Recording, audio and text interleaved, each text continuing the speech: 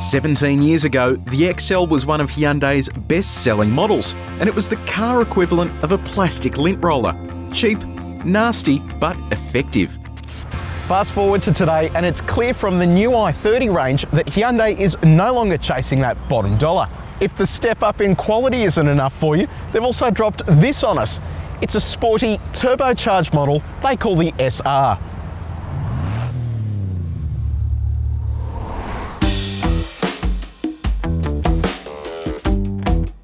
When you think hatchback, you think cramped interior. Well, not the case here with the i30. The new model comes with more room, and as you can see, even with the passenger seat back, I still have stacks of knee room and plenty of toe room as well.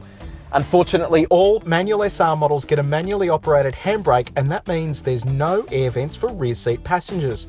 But your seats do get matte pockets. Also comes with a center armrest with 2 cup holders, these awesome looking red seat belts, and 60/40 split folding seats. This really is quite a comprehensive package for a hatchback. The first thing you're going to notice when you step inside this cabin is just how good it looks. Everything from the materials to all the red highlights in the SR really make this thing pop. And then it's backed up by this excellent 8-inch infotainment system. It comes with things like Apple CarPlay and Android Auto. It has a really easy to use nav system that even warns you about speed cameras. Now, while it all looks good on the surface, there's a couple of things I'm not a fan of. There's a voice recognition button on the steering wheel. Press that, and it does nothing. It does nothing unless your phone is plugged in. In a lot of cars these days, you can tell it to call a contact or even input a nav address, even without your phone connected. It also looks a bit barren down here next to the gear lever with all these blank buttons that you get in the SR Premium. However, for not much over 25 grand, you get a stack of features. You get dual zone climate control, rear parking sensors, reversing camera, blind spot monitoring, and a handy LCD screen in front of the driver that displays key stats.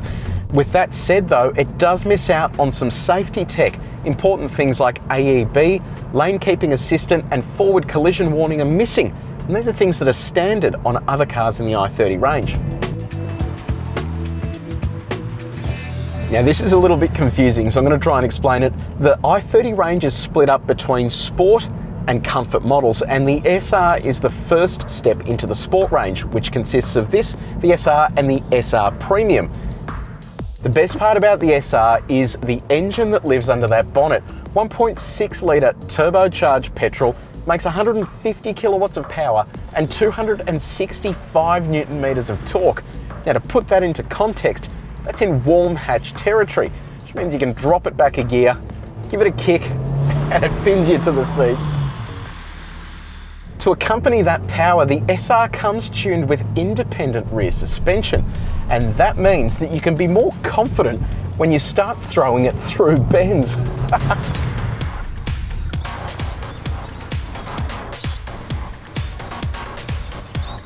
Okay, let's talk about something that's really starting to irritate me here. It's a fantastic engine, but the stability control intervention is just next level. I'll show you what I mean. We've got first here, we'll give it a good kick, grab second, and then all of a sudden it cuts torque.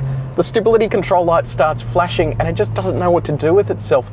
It really needs to be opened up a bit to have some proper fun behind the wheel. In terms of the competition, the i30 SR goes up against things like the turbocharged Volkswagen Golf, which has just been updated, the Mazda 3 SP25, and a host of other warm hatches. But things are stepped up a notch later this year when Hyundai brings out its Golf GTI competitor, the i30N.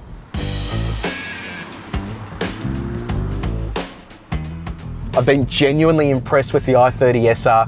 It's a car from a company that is seriously going places, and it shows that you can have fun without spending mega dollars.